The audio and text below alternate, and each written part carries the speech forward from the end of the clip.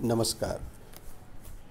मैं भौतिक विभाग राजकीय महाविद्यालय अजमेर से जो वीडियो के रूप में अपनी व्याख्यानमाला हो रही है, आज 1 जुलाई को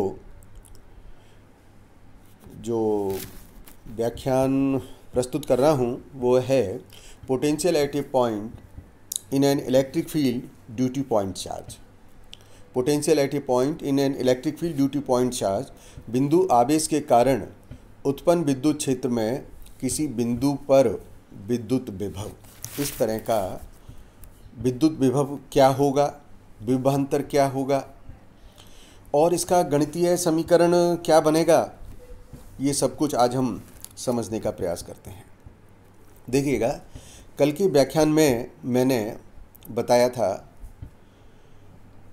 कंजर्वेटिव फील्ड क्या है, संरक्षी बल कैसे होंगे, और कल हमने ये भी सिद्ध किया था कि जो इलेक्ट्रोस्टैटिक फील्ड है वो कंजर्वेटिव फील्ड है।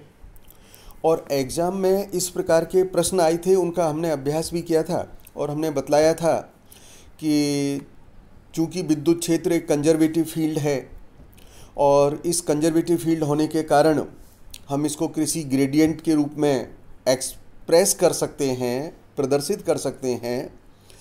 और इस बात को सिद्ध करने के लिए हमें चाहिए कि हम इसके कर्ल के मान को शून्य कर दें। आपको ध्यान होगा, ऐसे सदिश क्षेत्र जिनके लिए कर्ल का मान शून्य होता है लैमेलर कहलाते हैं, अघूर्णी कहलाते हैं, नॉन कर्ली कहलाते हैं, है ना। संरक्षी क्षेत्र को भी सिद्ध करने के लिए हम निश्चित रूप से उसके कर्ल के मान को शून्य कर देंगे।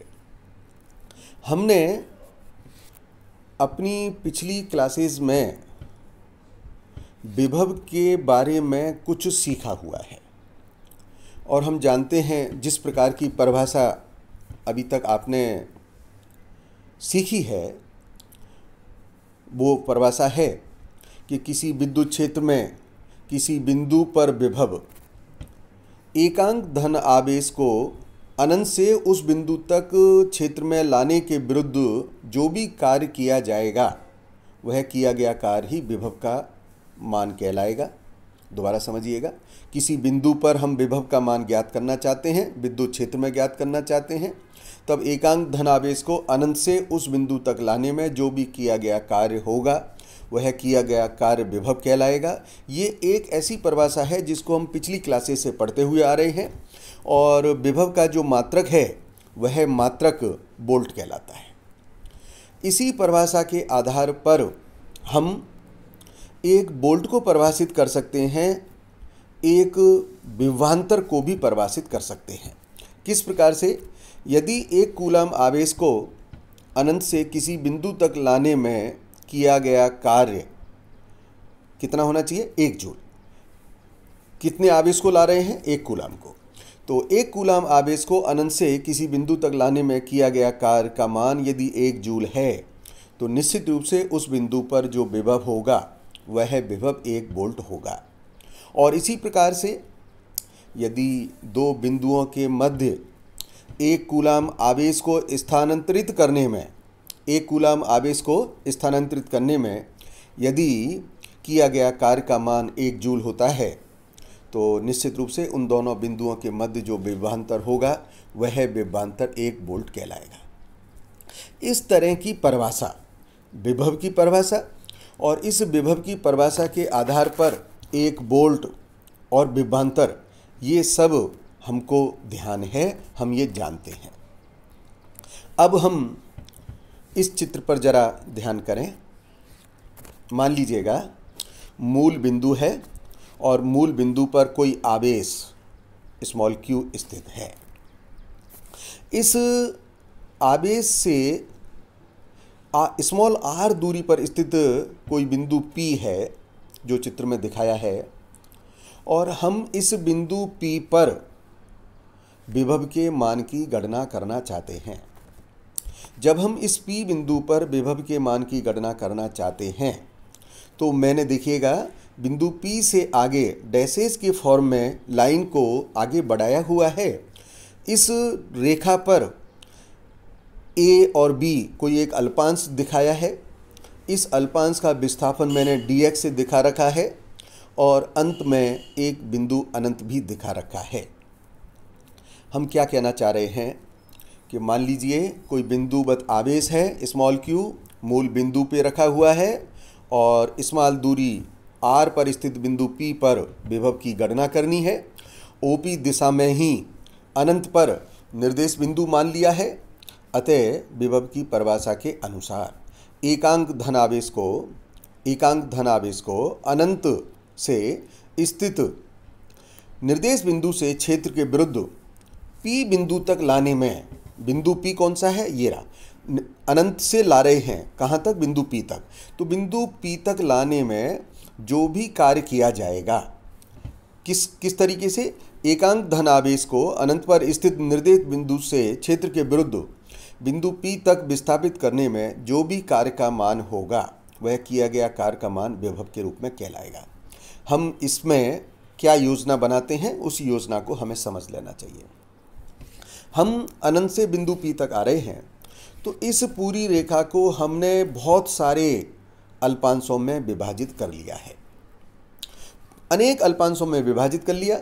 जब हम एकांक धनावेश को निर्देश बिंदु से बिंदु P तक लाएंगे तो सर्वप्रथम अनंत से जो पहला अल्पांश है, फिर दूसरा, तीसरा, चौथा और ऐसे करते करते सरकते सरकते बिंदु P तक आ जाएंगे। प्रत्येक बिंदु तक लाने में जो कार्य किया जाए उसको जोड़ा जाएगा, उस सब का जो जोड़ है वह किया गया कुल कार्य हो जाएगा, एक तरीका।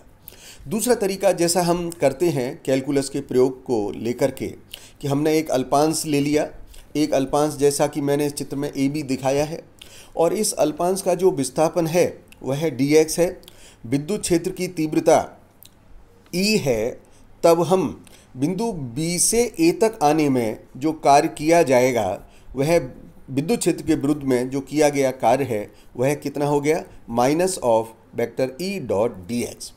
इस तरह का गणितीय संबंध कल के व्याख्यान में हमने सिद्ध किया है कि जब हम इस प्रकार से कार्य करेंगे तो जो किया गया कार्य है वह माइनस E डॉट dx होगा।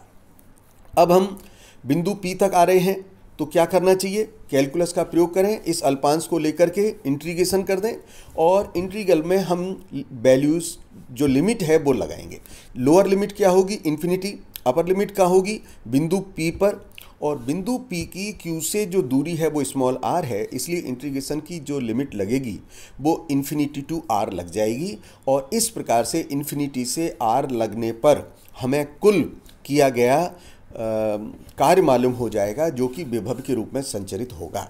अतः मैं समीकरण क्या लिख रहा हूँ, बिंदु P पर विभव V is equals to minus of integral infinity to r vector E dot dx। Okay, हम कूलम के नियम से जानते हैं, कूलम का नियम हमने पढ़ा हुआ है, विद्युत क्षेत्र की जो तीव्रता होगी वह होगी E is equals to KQ/r²। r की जगह हम मान लीजिए A बिंदु लिया है, A बिंदु तक Q से दूरी x है तो ये हो गया E equals to KQ/x² in the direction of x। तो इस E के मान को यहाँ पर सब्स्टिट्यूट कर दें इस पोटेंशियल की समीकरण में, तो यह मान हो जाएगा B equals to minus of infinity to r KQ/x² unit vector x dot dx। ध्यान देखिएगा चित्र में दोबारा, x और dx दोनों एक ही दिशा में हैं, दोनों एक ही दिशा में हैं, इस कारण से दोनों के मध्य में जो बनने वाला कोण है वह जीरो हो गया है और कोण जीरो होने से cos 0 1 हो गया, इसलिए मैंने उसको नहीं दिखाया है। मैंने सिर्फ समीकरण में क्या लिख दिया है, minus KQ integral infinity to r 1/x² dx। इस इंटीग्रल को हम सॉल्व कर सकते हैं, इंटीग्रेशन के मेथड हम जानते हैं, x की पावर n का जो इंटीग्रल है x की पावर n प्लस 1/n+1 होता है।